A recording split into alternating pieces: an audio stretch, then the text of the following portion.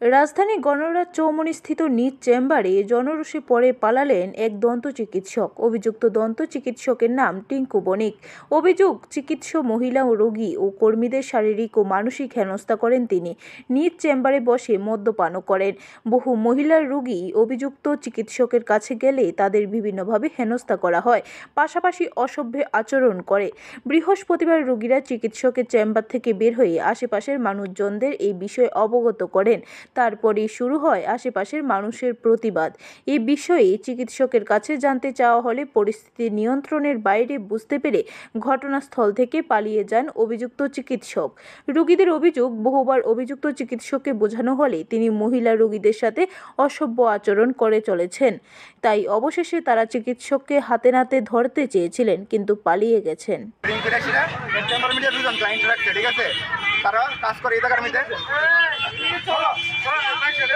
Bureau report, খবর ত্রিপুরা।